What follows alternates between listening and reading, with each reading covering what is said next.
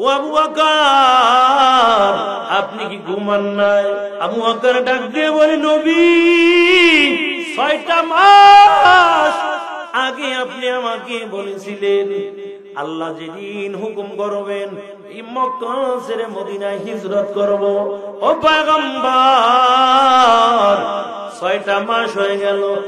আবু বকর বিছানার সঙ্গে পিঠটা লাগাই না, সারা রাত্র এই দরজার সঙ্গে পিঠটা লাগাইয়া ট্যাগ লাগাইয়া শুধু দাঁড়াইয়া দাঁড়াইয়া আপনার নবীর জন্য অপেক্ষা করতে থাকি। আশাকারাম মিল্লাত মযহাব জুদা, আশাকারাম মিল্লাত মযহাব খুদাস মিয়ানে আশাক মাশুকরা মজিদ কিরামান কাতিবিন রাহাম খবর নিস। ও নবীর উম্মতের দল, আস্তে আস্তে আবু বকরকে সঙ্গে নিয়ে নবী চলতেছে।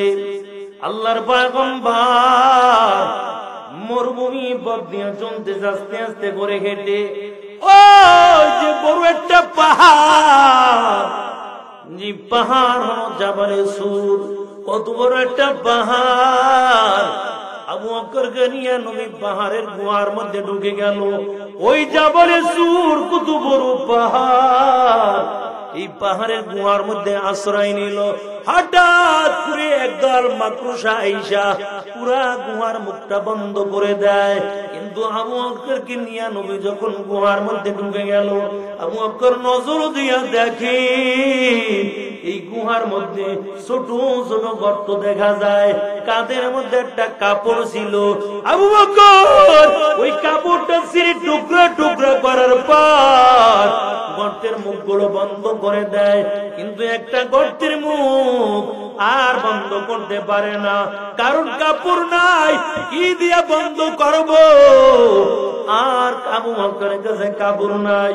ওই গর্তের মুখের মধ্যে নবীর সাহাবী আবু বকর পায়ের গোড়ালিটা দিয়া চেপে ধরলো। এর নবীর আশিক ওই আবু বকর যখন পায়ের গোড়ালিটা দিয়া গর্তের মুখটা চেপে ধরলো, আপনার আমার নবী, মায়ার নবী বড় অসুস্থ, হাঁটতে হাঁটতেও নবী বড় ক্লান্ত হয়ে গেল। নবী ডাকতে বলে, আবু বকর, আমি একটু আরাম করতে চাই। আবু বকরের রানের মধ্যে আমার নবী মাথা দিয়া ঘুমায়। ওই আবু বকরের কপাল কত ভালো যে আবু বকরের রানের মধ্যে আমার নবীর মাথা। আর আবু বকর দুইটা চক্ষু দিয়ে মন ভরে ভরে তারপর আমার নবীকে দুইটা চক্ষু দিয়া দেখতেছে। ওমা আরসালনাকা ইল্লা রহমাতাল লিল আলামিন ইমামুল আউয়ালিন আল আখিরিন বাহর সাদাকা রহমাতাল লিল আলামিন সাইয়্যিদুল কওম নাইন খতমুল মুরসালিন آخر مدبود فخر الأولين شدع جوداش رحمة للعالمين مسجد أشد همار وزمين نبي أمة ردان الله رب العالمين বলেন, ও বিশ্ববাসী মানব মণ্ডলী শুনাও, আমার বন্ধুকে আমি দুনিয়ার জমিনের মধ্যে রহমত স্বরূপ আমি প্রেরণ করলাম। আমার নবী মানুষের জন্য রহমত, ওই মায়ার নবী গাছের জন্য রহমত, মায়ার নবী সমস্ত প্রাণীর জন্য রহমত। কয় দুনিয়ার জমিনের মধ্যে যত মাখলুকাত রয়েছে সমস্ত মাখলুকাতের জন্য আপনার আমার নবী দুনিয়ার জমিনের মধ্যে রহমত স্বরূপ। এরে আল্লাহর বান্দা, ওই পয়গম্বর জমিনের মধ্যে আসার পর আল্লাহর নবী এমন ভাবে দুনিয়ার জমিনে চলে, মায়ার নবী দুনিয়ার জমিনে যখন আসলো, নবী দুনিয়ার জমিনে আসার পর বাবার চেহারাটা দেখতে পারে নাই। আপনার আমার নবী মায়ার নবী, এতিম নবী, বিশ্ব নবী, যখন নবীর বয়স 6 বছর হয়ে গেল, ওই নবী আমার নিজের মাকেও হারাইলো, মা দুনিয়া থেকে বিদায়। আমার নবী বড় এতিম। নবীর দাদা ডাক দিয়া বলে, ও মুহাম্মদ, তোমার কোনো চিন্তা করা লাগবে না, এখন থেকে আমি তোমার দাদা তোমার মাথার উপর ছায়া দিয়ে রাখবো। আমার নবী বড় এতিম হয়ে গেল। এরে আল্লাহর গোলাম, নবীর বয়স যখন 12 বছর হয়ে গেল, নবীর দাদাও দুনিয়া থেকে বিদায় হয়ে যাবে। নবীর দাদা বড় অসুস্থ। আব্দুল মুত্তালিবকে ডাক দিয়া কয়, ও আব্দুল মুত্তালিব, আবু তালেবকে আল্লাহর পয়গম্বরের দাদা ডাক দিয়ে বলে, আবু তালেব, আমার নাতি মুহাম্মদকে তোমার হাতের মধ্যে তুলে দিলাম। আমার মনে হয় আর বেশি দিন আমি দুনিয়ার জমিনের মধ্যে বাঁচবো না। তবে আবু তালেব, তোমাকে জানাই, এই আরবের জমিনের মধ্যে তুমি যতদিন বেঁচে থাকবা, আমার নাতি মুহাম্মদ তার যেন কেউ কোনো ক্ষতি করতে না পারে। আমি নাতি, আমার নাতিকে তোমার হাতের মধ্যে তুলে দিলাম। আবু তালেব কালিমা পড়ে মুসলমান হয় না। আবু তালেবের কাছে আল্লাহর পয়গম্বর আস্তে আস্তে করে বড় হওয়া শুরু করলো। এরে আল্লাহর গোলাম, নবীর যখন বয়স আস্তে আস্তে বেড়ে যায়, আবু তালেব নবীর মাথার উপর ছায়া দিয়া রাখে। এরে মুমিন, ওই আবু তালেব যখন দুনিয়া থেকে বিদায় হয়ে যাবে, আল্লাহর নবী ডাক দিয়া কয়, ও চাচা যান, আল্লাহ আমাকে নবুয়তি দান করেছেন, আপনি কালিমা পড়ে নেন, কারণ আপনি আমাকে নিয়ে বড় কষ্ট করেছেন। আপনাকে বুকের মধ্যে জড়াইয়া আমি মুহাম্মদ ঘুমাইতাম, আপনি আমাকে মাঝে মাঝে কোলেও নিতেন, আপনি আমাকে নিয়ে এক বিছানার মধ্যে ঘুমাইতেন। ও চাচা, আপনি দুনিয়া থেকে বিদায় হয়ে যাবে, তবে আল্লাহ আমাকে নবুয়তি দান করেছেন। আপনি যদি কালিমা পড়ে নেন, পরকালে কোনো চিন্তা করা লাগবে না। আমি কিয়ামতের ময়দানে সুপারিশ করে আল্লাহর জান্নাতের মেহমান বানাবো। আবু তালেব কয়, ভাতিজা, সব বড় মানব, কিন্তু এটা মানা যাবে না, কারণ আমি তো ছিলাম কুরাইশ বংশের লিডার, নেতা। আমি যদি মৃত্যুকালী কালিমা পড়ি, লোকেরা বলবে শেষ বিদায় বেলা আবু তালেব কালিমা পড়ে ফেলাইছে। এই জন্য আমি কালিমা পড়তে পারবো না। কিন্তু নবীর তো মনে চায়, এই চাচা আমারে বুকে নিয়ে জড়াইয়া ঘুমাইতো, কোলে কইরা কত আদর করছে, চাচা বিদায় হয়ে যাইব কাফের অবস্থায়, বেঈমান অবস্থায়। নবীর চাই মনে যদি কালিমা পড়তো কতই না ভালো হইত। আল্লাহ কোরআনের আয়াত নাযিল করে বলেন, পয়গম্বর, আপনি যাকে মহব্বত করবেন তাকে হেদায়েত দিতে পারবেন না, কেন? হেদায়েতের মালিক হলাম আমি আল্লাহ। আমি যাকে চাবো একমাত্র আমি তাকে হেদায়েতের মালা পরাইয়া দিব। এই জন্য সবাই শেষ পর্যন্ত থাকতে পারবে না। কেউ আইছে দেই শেষ সময় যখন খিচুড়ি দেবে লইয়া তাড়াতাড়ি দৌড়, আবার দেখবেন খিচুড়ি দেওয়ার সময় মাঠ পুরো ভরে যাবে। আল্লাহ, এরা নবীর আশিকের দল। আবার একদল মানুষ এই ময়দানের মধ্যে হাজির হয়ে গেছে। টাকার পাগল না, বাড়ি গাড়ি পাগল না, ক্ষমতার পাগল না, বিরানির পাগল না, এই মানুষগুলো হলো একমাত্র আমার আল্লাহর পাগল।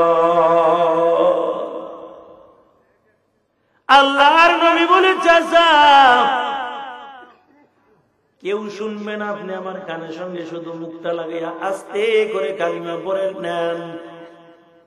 আবু তালেব ডাক দিয়ে বলে, ও মুহাম্মদ, না না, এটা সম্ভব না, আমি তোমাকে মোহাব্বত করে তবে এটা মেনে নিতে পারবো না। ও নবীর উম্মতের দল, ওই মায়ার নবী আমার আরবের জমিনের মধ্যে মানুষের কাছে এমন বিশ্বাসস্থ হয়ে গেছে, সমস্ত কাফের দল আমার নবীর উপাধি দিয়েছে আল আমিন, একজন বিশ্বাসী ব্যক্তি, এমন একজন উপাধি দিয়েছে।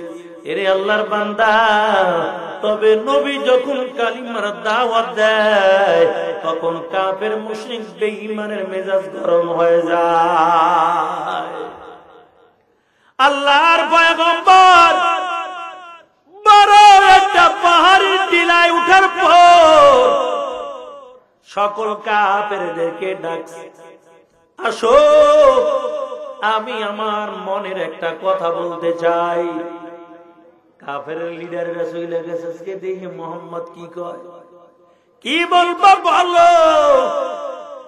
আল্লাহর নবী বলেন, আমি যদি বলি পাহাড়ের এই পিছন থেকে শত্রু আসতেছে, কাফের দল আসতেছে, আপনাদের উপর আক্রমণ করবে, আপনারা বিশ্বাস করবেন কিনা? অবশ্যই বিশ্বাস করবো। বিশ্বাস করবো না মানে তোমার জীবনে কোনদিন তুমি একটা মিথ্যা কথা বলো না, তোমার কথা আমরা বিশ্বাস অবশ্যই করব। মায়ার নবী ডাক দিয়ে বলে, তোমরা এক আল্লাহকে বিশ্বাস করো, তোমরা কালিমা পড়ে মুসলমান হয়ে যাও, আল্লাহ আমাকে নবুয়তি দান করেছেন। যদি বেঈমান হয়ে মারা যাও, পরকালে জাহান্নামের শাস্তি। কাফেররা কয়, এ মুহাম্মদ, এই জন্য আমাদের ডাকছো না? আর কোন কাজ ছিল না তোমার, এই জন্য ডেকে আনছো? আবু লাহাবের মেজাজ বড় গরম, কার কোন কাম নাই।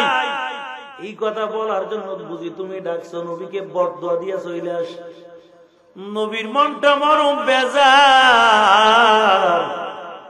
আমার নবীকে আল্লাহ কোরআনের আয়াত নাযিল করে তারপর নবীর অন্তর মালিক খুশি করে দেয়। আবু লাহাব কয়, এ মুহাম্মদ তুমি ধ্বংস হও।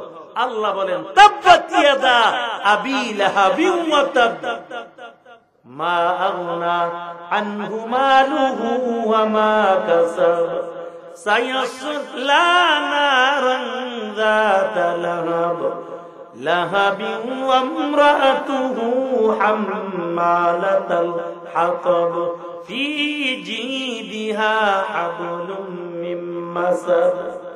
আল্লাহ বলেন, ওই আবু লাহাবের দুই হাত ধ্বংস হয়ে যায়। এর নবীর উম্মতের দল, আল্লাহর পয়গম্বরের মনটা বড় বেজার। তারপর নবী ঈমানের দাওয়াত বন্ধ করে নাই। ওই আরবের জমিনের মধ্যে আপনার আমার নবী ঈমানের দাওয়াত দেয়, আর কাফেরের দল পাগল পাগল বলে আমার নবীর গায়ের মধ্যে পাথরগুলো মারে।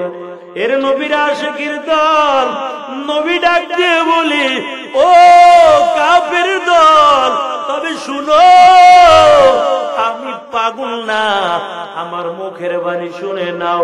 লা ইলাহা ইল্লাল্লাহু মুহাম্মাদুর রাসূলুল্লাহ সাল্লাল্লাহু আলাইহি ওয়াসাল্লাম। हम सूरातों हम सिराते मुस्तफा दर तमामी हाले कुन इत्बाए सुन्नते खैरुल बशर गिरे लाजिम ताबुयाबी आए फिजार। এরে নবীর উম্মতের দল, তারপর আমার আপনার নবী ঈমানের দাওয়াতটা বন্ধ করে নাই, নবী কালিমার দাওয়াত দেয়। কিন্তু আবু জাহিলের মাথা বড় গরম হয়ে গেল। আবু জাহেল ডাক দিয়ে বলেন, এরে বাতিজা শুনো, তবে তুমি এই আরবের জমিনের মধ্যে যদি সুন্দর নারী যাও সুন্দর নারী দেওয়া হবে, গাড়ি যাও গাড়ি দেওয়া হবে, সম্পদের মালিক বানানো হবে। ও মুহাম্মদ, যদি আরবের জমিনের মধ্যে ক্ষমতা চাও তোমাকে ক্ষমতা দেওয়া হবে, তারপরও ঈমানের দাওয়াত বন্ধ করে দাও।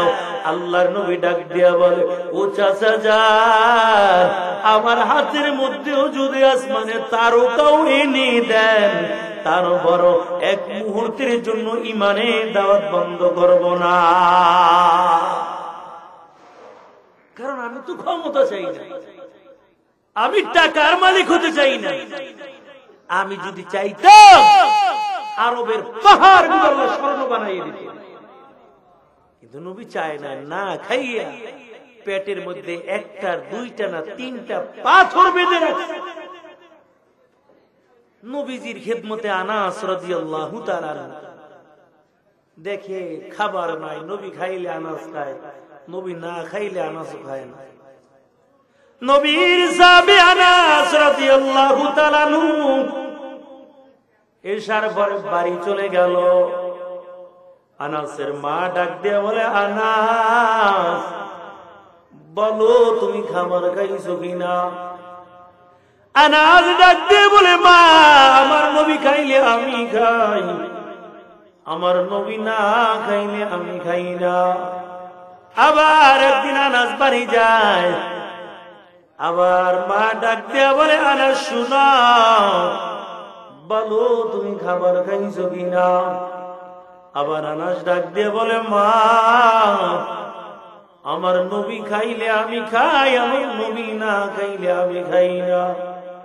আনাসের মা যখন আনাসের পেটের দিকে তাকায়, নজর দিয়ে দেখতে পায় আনাস পেটের মধ্যে পাথর গুলো বেঁধে তারপরে শুয়ে রয়েছে, বড় ক্লান্ত শরীর। আনাসের মা ডাক দিয়ে বলে, আনাস বলো তোমার পেটের মধ্যে পাথর গুলো কেন বাঁধা? আনাস চোখের পানি সাইরা দিয়ে বলে, মা আমার নবী পেটের মধ্যে পাথর গুলো বেঁধে রাখলো, কারণ একদিন আর 2 দিন না, আমার নবী 3 দিন পর্যন্ত না খাওয়া। ও মাদান 3 দিন পর্যন্ত না খাইয়া আমার নবী পেটের মধ্যে পাথর গুলো বাইন্ধা রাখলো। খুদার জ্বালায় নবীজি মোর বেঁধেছিল পেটে পাথর,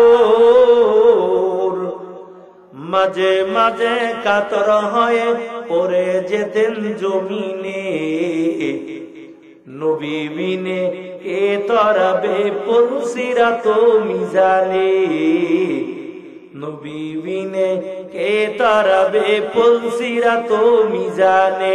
চলো চলো চলো মুমিন চলো নবীর সন্ধানে, নবী বিনে কে তরাবে পুলসিরাত মিজানে। এর নবীর আশিকের দল আবু জাহেলের মাথা বড় গরম হয়ে গেল। ও মুহাম্মদ, তবে তোমার সঙ্গে একটা আপোষনামা করতে চাই। নবীকে কি আপোষনামা করবেন? কই তুমিও আমাদের পূজার মধ্যে আসবা, আমরাও তোমাদের অনুষ্ঠানের মধ্যে যাব। আল্লাহ কোরআনের আয়াত নাযিল করে বলে, কুল ইয়া আইয়ুহাল কাফিরুন লা আ'বুদু মা তা'বুদুন। এমন ঘুরে ঘুরে আল্লাহ তাআলা কোরআনের আয়াত নাযিল করে দেয়। আল্লাহ বলেন, পয়গম্বর আপনি কাফের সম্প্রদায়কে জানাইয়া দেন, তোমরা যার ইবাদত করো আমি তার ইবাদতকারী নয়। আল্লাহ বলেন, আপনি তাদেরকে আরো জানাইয়া দেন, লাকুম দীনুকুম ওয়ালিয়া দীন, তোমাদের ধর্ম তোমার কাছে আর আমার ধর্ম হলো আমার কাছে। মেজাজ আরো খারাপ হয়ে গেছে। মুহাম্মাদের টাকার লোভ দেখাইলাম, ক্ষমতার লোভ দেখাইলাম, কি রে কোনো কিছু তো কাম হয় না।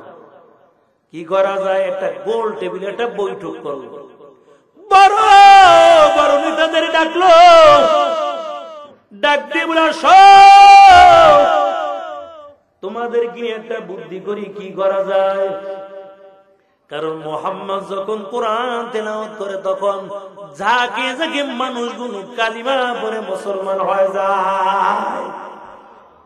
তবে বুদ্ধি করা যায় কি, কি করবা?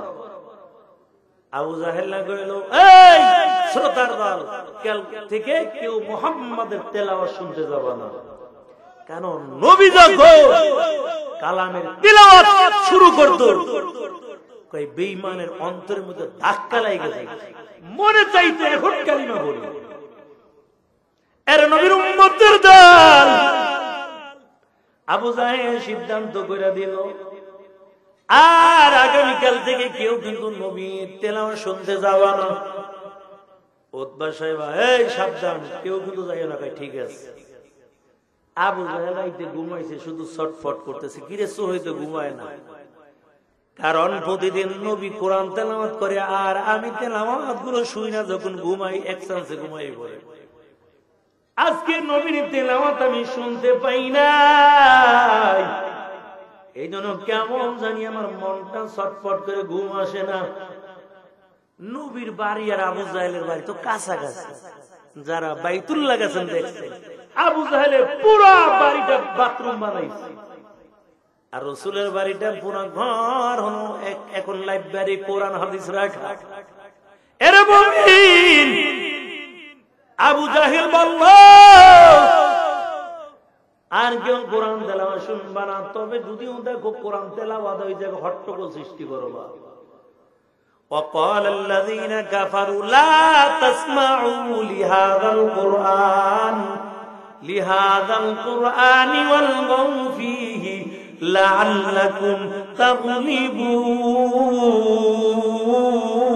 تغلبون। এর নবীর আশিকের দল ওই আবু জাহেল জানায়, যেই জায়গায় মুহাম্মদ তেলাওয়াত করবে ওই জায়গায় তোমরা হট্টগোল সৃষ্টি কইরা দিবা। কিন্তু সবাই রাজি হয়ে গেল। নেতাই তো বড় ডিক্লেয়ার দিয়েছে, কিন্তু নেতায় রাত্রে ঘুমাইতে পারে না। চিন্তা করলো, নবী তো কোরআন তেলাওয়াত শুরু করে দিছে, আজকে উতবা সাহেব কেউ যাবে না, কারণ আজকে নিষেধাজ্ঞা জারি। আজকে আমি একলা যাব, অন্ধকার রাত, চুপে চুপে ঘরের কিনারায় দাঁড়াইয়া দাঁড়াইয়া মান ভরে ভরে আজকে কোরআনের তেলাওয়াত শুনবো। উতবা সাহেব আজকে আবু জাহেল যাইব না, কেউ যাইব না, আজকে আমি শুনবো। এমন করে করে এক একজন নেতা গেছে। নবীর গণে চারদিকে শুধু নেতারা দাঁড়াইয়া দাঁড়াই কোরআনের তেলাওয়াত শুনে। নবীর তেলাওয়াত যখন বন্ধ করে দেয়, এক একজন আগা শুরু করছে বাড়ির দিকে রওনা হইল। অন্ধকার রাত, হঠাৎ করে একটা আর একটার লাগে ধাক্কা লাগে, এই তুই কে রে? আমিও একটুবার ধাক্কা লাগছে আবু জাহেলের লাগে, লিডারের লাগে। কেউ নেতা সাহেব আপনি এই জায়গায় কি লেগাইছেন? কুইসনা মান সম্মান সব তেজপাত হয়ে যাবে। আমি তো বক্তৃতা দিছিলাম আগামীকাল থেকে কেউ শুনবা না, কিন্তু আমি আর থাকতে পারি না, এই জন্য আমি নিজেই শোনার জন্য হাজির হয়ে গেছি। তবে সাবধান, তোমাদের কথাও আমি বলবো না, আমার কথাও তোমরা কারো কাছে বইল না। এরে আল্লাহর বান্দা, কিন্তু আবু জাহেল কোরআন শোনার জন্য নবীর ঘরে কিনারায় দাঁড়ায়। এই কোরআনের এত জাদু আর এত মায়া, কয় কোন ব্যক্তি কোরআন পড়তে পারো না, কোরআনকে বুকে জড়াইয়া কয় মুহাব্বত করে আয়াতের উপর হাতের আঙুলগুলো যদি একের পর এক টানতে থাকো, মায়ের নবী বলেন কোরআন তেলাওয়াত করলে যে সব হইতো এই পরিমাণ সওয়াব আল্লাহ তাআলা ওই বান্দার আমলনামায় দান করে দেয়। আর আমরা কোরআন শরীফ বানাই দিছি মসজিদের বারান্দায়, পড়ার লোক নাই, এই জন্য মসজিদে নিয়ে রাখ। আরে যে ঘরের মধ্যে কোরআন থাকবে ঘরের মধ্যে আল্লাহর রহমত নাযিল হতে থাকবে। আবু জাহেল ঘোষণা করে দিল কেউ শুনবে না, কিন্তু দেখেন একের পর এক জায়গায় গোপনে গোপনে কোরআনের তেলাওয়াত শুনে আর মানুষগুলো কালিমা পড়ে নাই। তবে আবু জাহেল আবার ডাক দিয়ে বলে বসো, একটা মিটিং করে কি করা যায়, একটা কাজ কর, মুহাম্মদকে কতল করে দাও। আর একদল কানা বন্দি করো, আর একদল বলে না মুহাম্মদকে দেশান্তরিত করে দাও, দেশের থেকে ভাগাইয়া দাও। কিন্তু একজন মুরব্বী শয়তান ইবলিস শয়তান আইসা এমন ভাবে হবে না, তারে কতল করো, শেষ ঝামেলা। আবু জাহেল কয় কি কও তোমরা? হয় সবাই বানি মুহাম্মদরে কতল করো। তবে ঠিক আছে আজকে রাত্রে নবীরে কতল করব। কি আছে তবে এক এক গোত্রী থেকে এক একজন যাইবা, যেন একার দোষ না দিতে পারে, আমরা সবাই মিলে এক একজন এক এক গোত্রের থেকে যাবো। আল্লাহর পয়গম্বর নিজের ঘরের মধ্যে ঘুমন্ত অবস্থায় ওদিক থেকে আবু জাহেল আবু লাহাব বাসায় বাড়ি, তারা সব পরামর্শ করে নবীরে কতল করে দিব। গভীর রাত নবীর ঘরটা চারদিক থেকে ঘেরাও করে ফেললো, আমার নবীকে কতল করে দিবে। এরে মুমিন, ওই মায়ার নবীর ঘরটা যখন ঘেরাও করে ফেললো, জিবরাইল আমিন আইসা কয় পয়গম্বর আর মক্কার জমিনের মধ্যে আপনি থাকতে পারবেন না, কারণ আপনার পুরা ঘরের চারদিকে কাফেররা অস্ত্র শস্ত্র নিয়ে দাঁড়াও। ও নবী আমার, আপনি আর মক্কার জমিনে থাকতে পারবেন না। আল্লাহ হুকুম করেছেন আপনি এখন নিজের জন্মভূমি ছাইরা হিজরত করে মদিনায় চলে যান। নবী কয় জিবরাইল কেমন করে যান? আমার ঘরে চারিদিকে তো কাফের দল বড় বড় তলোয়ার নিয়ে দাঁড়ানো। ও জিবরাইল বলো কেমন করে যাব?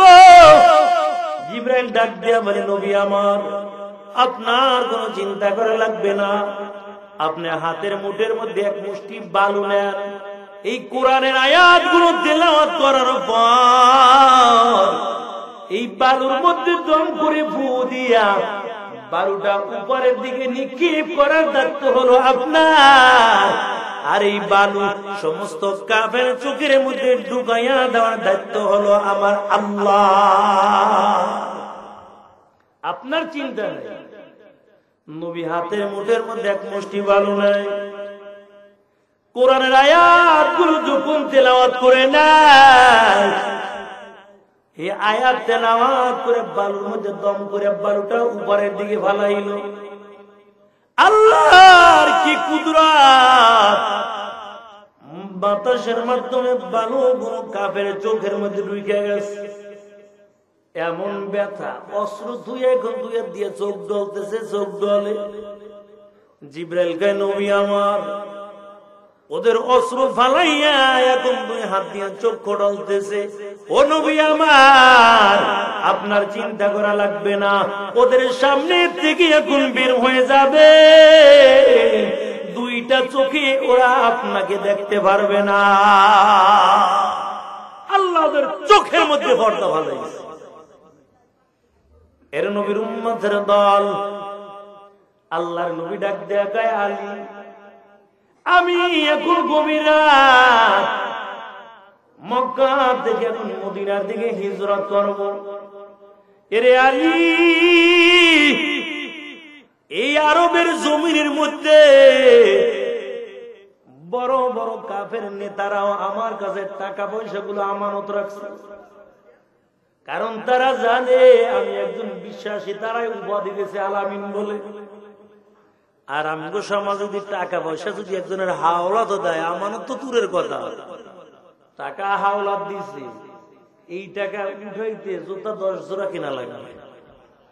কয় যখন টাকা নিতে আইছে নরম ভাষায় কয় ভাই দেও না, আমার বড় উপকার হইব, যতদিন বাঁচবো তোমার কথা মনে করো। যখন টাকা উঠাইতে যায় তখন যে হাওলাত দিয়েছে সে মনে করে আমিও যতদিন বাঁচবো মনে থাকবে তোমার কাছ থেকে টাকা উসুল করতে কেমন কষ্ট হয়েছে। কারণ মানুষ তো আর মানুষের মতন নাই, মানুষ গেছেন ইবলিস শয়তানের হার মানাইছে। যাদের কাছে মানুষ নিরাপত্তার একটা আশা করত, তারাই এখন সমাজের মধ্যে দেশের মধ্যে বড় ডাকাত। রাস্তা দিয়ে আগে হাঁটতো ভয় পাইতো শয়তান যেন না পড়ে, এখন গভীর রাত্রে মানুষ রাস্তা দিয়ে হাঁটে আর আল্লাহ আল্লাহ করে, আল্লাহ শয়তান বললো কপাল ভালো, তবে যেন কোনো চোর ডাকাত না পড়ে, তাহলে অবস্থা শেষ।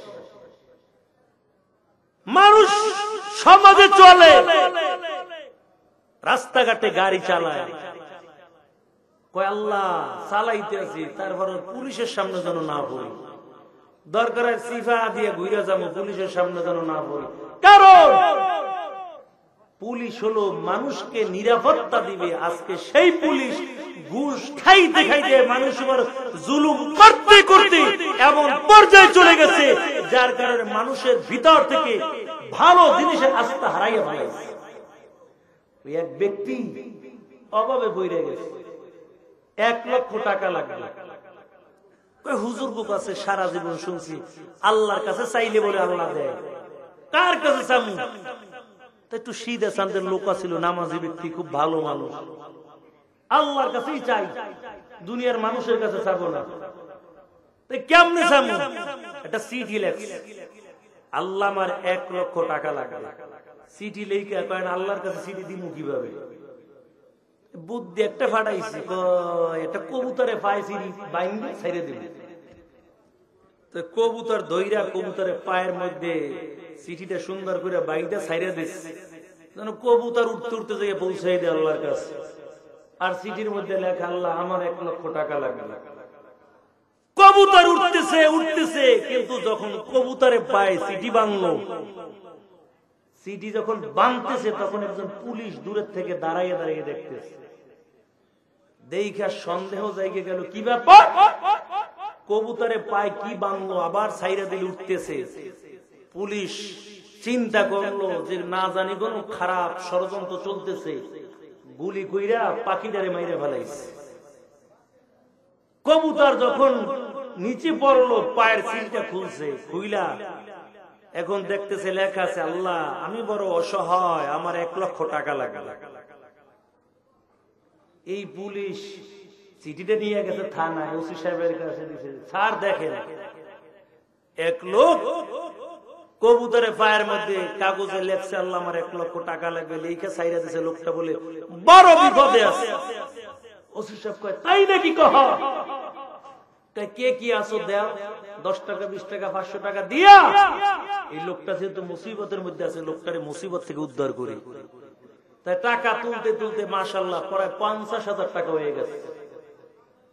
একজন পুলিশে পাঠাইছে, যাও ওই ব্যক্তির বাড়ি যাও, ঠিকানা লেখা আছে, ওই ব্যক্তির বাড়ি যাও, যাই এই 50,000 টাকা দিয়ে আসো।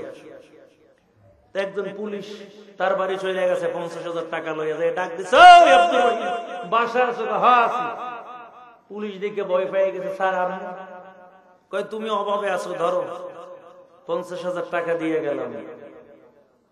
টাকাটা সিটির খামের থেকে বাইরে করে গুইনা গুইনা 50,000 টাকা। এবার চিন্তা করে 50,000 টাকা আমি তো আল্লাহর কাছে চাইছিলাম 1 লাখ। এর কইতেছে আল্লাহ টাকাটা পাঠাইছো পাঠাইছো, তবে পুলিশের কাছে কি লিখে পাঠাইলা? এ তো আমার 50,000 খাইয়ে দিছে। 50,000 বাইরে আর 50,000 দিছে, তুমি 1 লাখ টাকা পাঠাইছো পাঠাইছো, একটু ভালো মানুষের কাছে পাঠাইতা, পুলিশের কাছে কি লিখে পাঠাইলা? আমাদের সমাজ এখন তাই হয়ে গেছে, পুলিশ ভালো কাজ করলেও তাই খারাপ। এর নবীর আশিকের দল পুরা ঘরটা ঘেরাও করে ফেলাইছে, নবীরে কতল করে দিবে। আপনার আমার নবী আলীকে ডাক দিয়ে বলে, আলী শুনো, এই আরবের জমিনের মধ্যে কত মানুষের মালগুলো আমার কাছে রাখাম, সকালবেলা যার যার মালগুলো তার কাছে পৌঁছাইয়া তুমি মদিনার জমিনের দিকে আসবা। ও নবীর আসে আলী নবীর চাদরটা গায়ে দিয়ে একটা আরামে ঘুমতেছে। রসুল যেহেতু কইছে সকালবেলা মদিনায় যাবো, যত কাফের থাক আমার মারতে পারবে না, আমার দিলের মধ্যে দৃঢ় বিশ্বাস হয়ে গেছে সকালবেলা মদিনায় আস্তে আস্তে করে যাব, আমাকে মারতে পারবে না। আল্লাহর পয়গম্বর ঘর থেকে বের হয়ে গেল, হাঁটতে হাঁটতে আবু বকরের বাড়ি চলে গেল। ডাক দিছে আস্তে করে, আবু বকর। আস্তে করে যখন আবু বকরের ঘরে নক দিল, আবু বকর ডাক দিয়ে বলে, লাব্বাইক ইয়া রাসূলুল্লাহ, আমি হাজির। নবী অবাক হয়ে গেল, আবু বকর রাত্র তো গভীর, আস্তে করে ডাক দিলাম কেন, তুমি সাথে সাথে ডাকে সাড়া দিলা? ও আবু বকর, আপনি কি ঘুমান নাই? আবু বকর ডাক দিয়ে বলে, নবী 6টা মাস আগে আপনি আমাকে বলেছিলেন আল্লাহ যেদিন হুকুম করবেন এই মক্কা ছেড়ে মদিনায় হিজরত করব। ও পয়গম্বর 6টা মাস হয়ে গেল, আবু বকর বিছানার সঙ্গে পিঠটা লাগাই না, সারা রাত্র এই দরজার সঙ্গে পিঠটা লাগাইয়া ট্যাগ লাগাইয়া শুধু দাঁড়াইয়া দাঁড়াইয়া আপনার নবীর জন্য অপেক্ষা করতে থাকি। আশাকারাম মিল্লাত মযহাব জুদা, আশাকার মিল্লাত মযহাব খুদাস মিয়ানে আশাক মাশুকরা মজিস কিরামান কাতিবিন রাহাম খবর নিস। ও নবীর উম্মতের দল, আস্তে আস্তে আবু বকরকে সঙ্গে নিয়ে নবী চলতেছে। আল্লাহর পয়গম্বর মরুভূমি পথ দিয়ে চলতেছে আস্তে আস্তে করে হেঁটে। ও যে বড় একটা পাহাড়, যে পাহাড় হলো জাবালে সুর, কত বড় একটা পাহাড়। আবু বকরকে নিয়ে নবী পাহাড়ের গুহার মধ্যে ঢুকে গেল। ওই জাবালে সুর কত বড় পাহাড়, এই পাহাড়ের গুহার মধ্যে আশ্রয় নিল। হঠাৎ করে একদল মাকড়সা আইসা পুরা গুহার মুখটা বন্ধ করে দেয়। কিন্তু আবু বকরকে নিয়ে নবী যখন গুহার মধ্যে ঢুকে গেল, আবু বকর নজর দিয়া দেখে এই গুহার মধ্যে ছোট ছোট গর্ত দেখা যায়, কাদের মধ্যে একটা কাপড় ছিল। আবু বকর ওই কাপড়টা ছিঁড়ে টুকরা টুকরা করার পর গর্তের মুখগুলো বন্ধ করে দেয়, কিন্তু একটা গর্তের মুখ আর বন্ধ করতে পারে না, কারণ কাপড় নাই, কি দিয়া বন্ধ করব? আর আবু বকরের কাছে কাপড় নাই।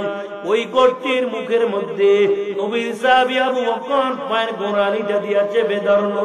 এর নবীর আশিক ওই আবু বকর যখন পায়ের গোড়ালিটা দিয়া গর্তের মুখটা চেপে ধরলো, আপনার আমার নবী, মায়ার নবী বড় অসুস্থ, হাঁটতে হাঁটতেও নবী বড় ক্লান্ত হয়ে গেল। নবী ডাকতে বলে, আবু বকর আমি একটু আরাম করতে চাই। আবু বকরের রানের মধ্যে আমার নবী মাথা দিয়া ঘুমায়। ওই আবু বকরের কপাল কত ভালো যে আবু বকরের রানের মধ্যে আমার নবীর মাথা। আর আবু বকর দুইটা চক্ষু দিয়ে মন ভরে ভরে তারপর আমার নবীকে দুইটা চক্ষু দিয়া দেখতেছে। কত ভাগ্যবান! এই জন্য নবী ডাক দিয়ে দিন পূর্ণিমার চাঁদের রাতে আনন্দ করতেছে।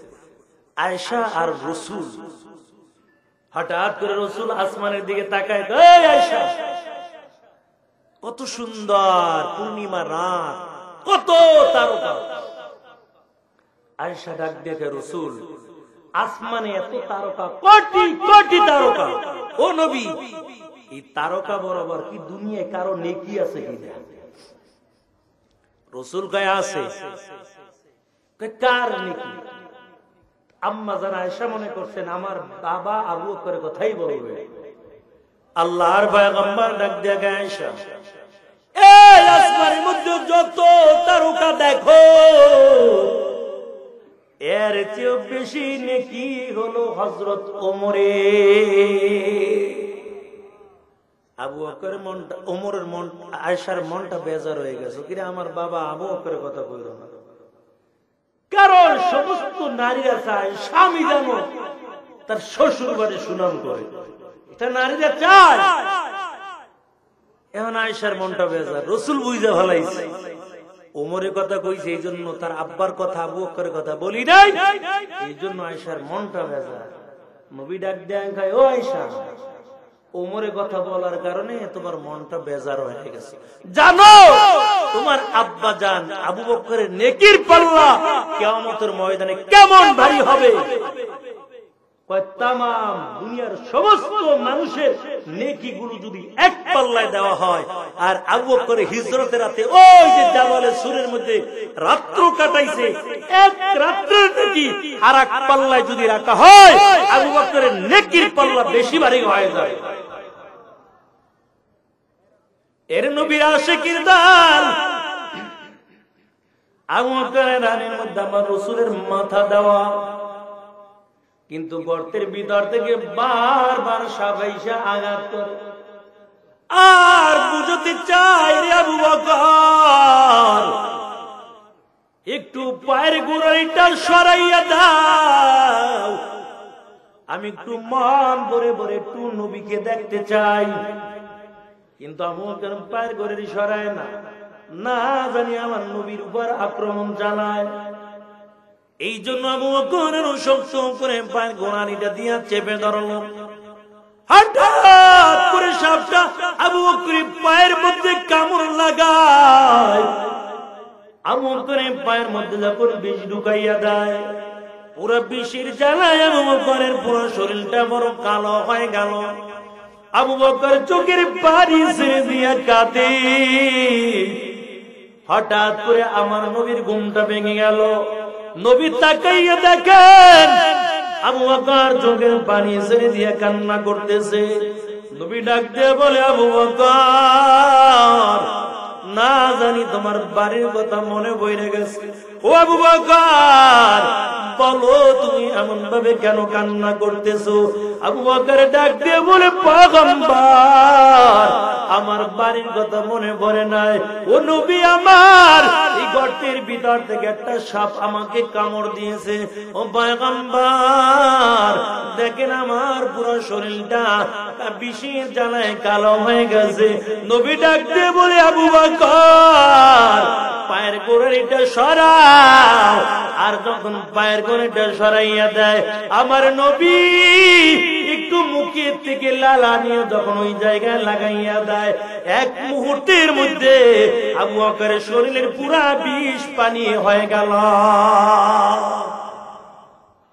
কিন্তু গর্তের ভিতর থেকে একটা সাপ বাইরে আসে। সাপটা আল্লাহর কাছে ডাক দিয়ে বলে, ও দয়ার আল্লাহ আমার একটু জবানটা খুলে দাও, আমি যেন তোমার বন্ধুর সঙ্গে একটু যেন মানুষের মতো কথা বলতে পারি, আমার জবানটা খুলে দাও। আল্লাহ তাআলা সাপের জবানটা খুলে দিল। সাপ ডাক দিয়ে বলে, নবী আমার, আমি ইচ্ছা করে আমাদের পায়ের মধ্যে কামড় দেই নাই। কত বহু বছর আগে তাওরাত কিতাব তেলাওয়াত করতেছে আল্লাহর একজন বান্দা। ওই তাওরাতের মধ্যে আপনার ভবিষ্যৎবাণী ছিল, ইনজিলের মধ্যে আপনার ভবিষ্যৎবাণী ছিল, জাবুরের মধ্যে আপনার নবীর ভবিষ্যৎবাণী ছিল। ও নবী আমার, ওই ব্যক্তি যখন তাওরাত তেলাওয়াত করতেছে, তাওরাতের মধ্যে আপনার তাওরাতের মধ্যে লেখা ছিল আপনি নবী মক্কা থেকে হিজরত করে যখন মদিনায় যাবেন, তখন আপনি নবী এই জাবালে সুরের মধ্যে রাত্র কাটাইবেন। ও নবী আমার, এই জন্য আমি এই হাজার হাজার বছর ধরিয়া এই গুহার মধ্যে অবস্থান করতেছি। তার একটাই মাত্র কারণ, আপনার নবীর চেহারা আমি মন ভরে ভরে তারপরে দেখবো। একটা সাপ হই আমার নবীর জন্য ভাগো। এরে যুবক, আপনি আমি নবীর জন্য পাগল হইতে পারলাম না। সাহাবায়ে কেরাম আমার নবীর জন্য কেমন পাগল।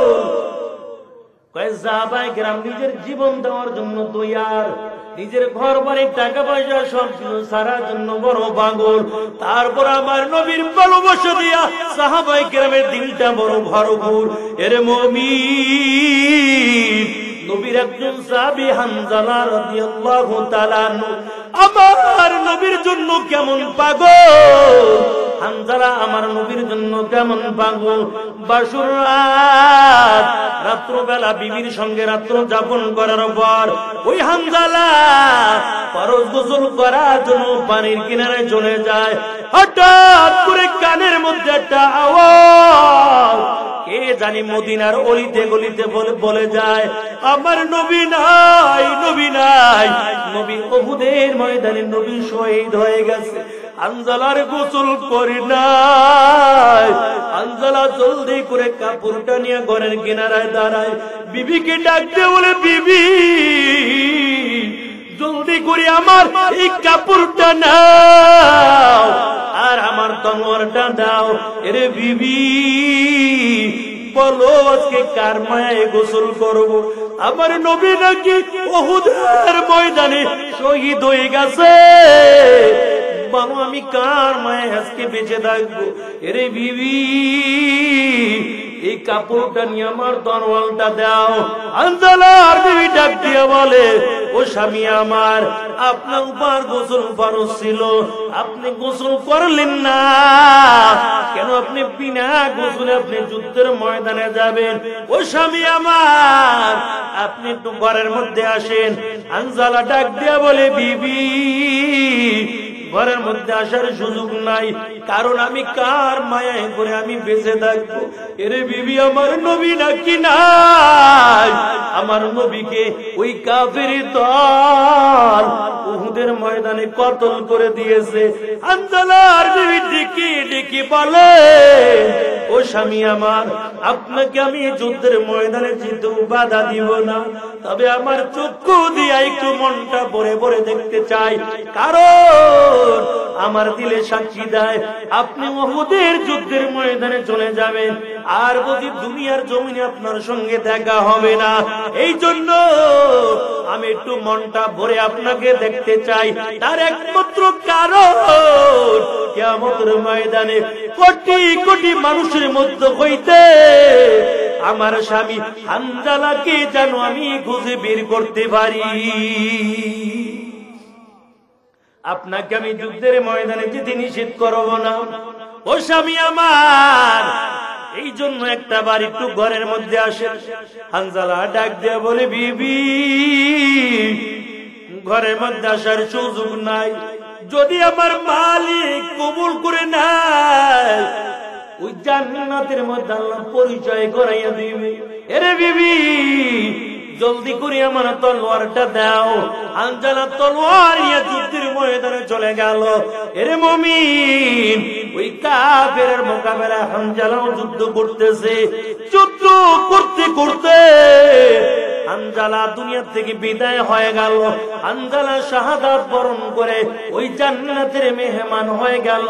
যুদ্ধ যখন বন্ধ হয়ে গেল, আল্লাহ নবী ডাক দেয়া বল ও সাহাবায়ে কেরাম একটু দেখো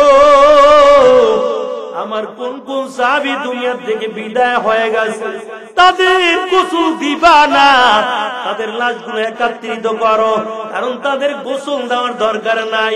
কিয়ামতের ময়দানে ওই মালিকের সামনে এই রক্তমাখা শরীর নিয়ে দাঁড়িয়ে যাবে।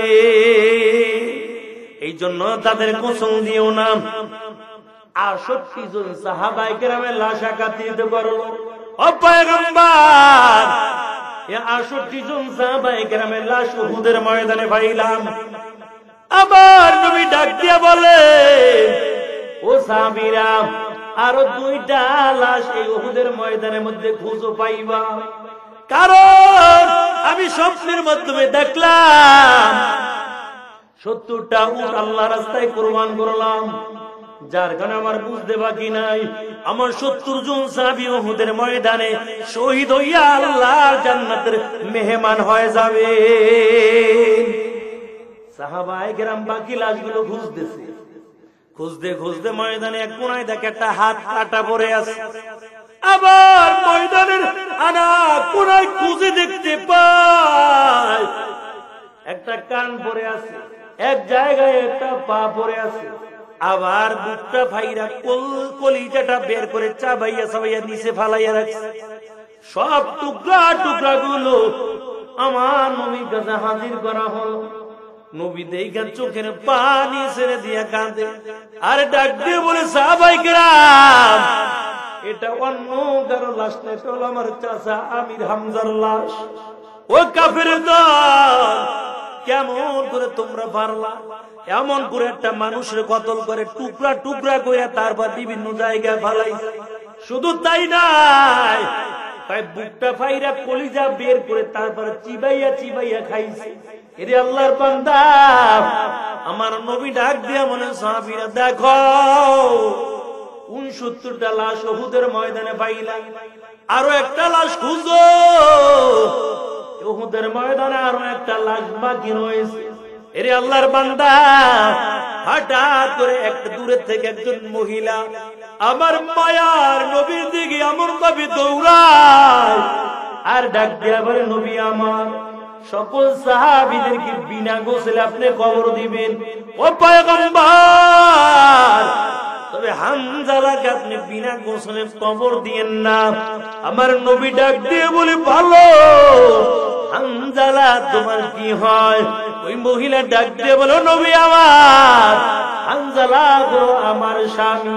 ও পয়গম্বর, গত রাত্রে বিয়া হয়েছিল, বাসুর রাত, হামজালা বাসুর রাত রাত্র যাপন করার পর হামজালা গোসল করার জন্য পানির কিনারে চলে গেল। কিন্তু যখন মদিনার অলিতে গলিতে ঘোষণা হয়ে গেল আমার নবী নাই, আমার নবীকে কাফের দল কতল করে দিয়েছে, ও পয়গম্বর, আমার স্বামী হামজালা আর গোসল করে নাই, তলোয়ার নিয়ে উহুদের ময়দানে, যুদ্ধের ময়দানে হাজির হয়ে গেছে। ও পয়গম্বর, আমার স্বামী হামজালাও শহীদ হয়ে গেছে, তবে হামজালাকে বিনা গোসলে কবর দিন না। আমার নবী ডাক দিয়া বলে, ও সাহাবায়ে কেরাম, দেখো আমার হামজালার লাশটা কোথায় পাওয়া যায়, হামজালার জন্য পানি গরম করো, হামজালার জন্য গোসলের ব্যবস্থা করে দাও। এমন সময় জিবরাইল আমিন এসে বলে, ও নবী, আপনি একটু আসমানের দিকে তাকান, আপনার সাহাবী হামজালা আপনার জন্য কেমন পাগল ছিল, এই জন্য আমার আল্লাহ হামজালার উপর পুরা খুশি হয়ে গেছে। ও নবী আমার, হামজালার গোসল দুনিয়ার কোন পানি দ্বারা হবে না। ওই যে নজর করে দেখেন চতুর্থ আসমানে হামজালাকে নিয়া হাউজে কাউসারে পানি দিয়া ফেরেশতারা গোসল দিতেছে।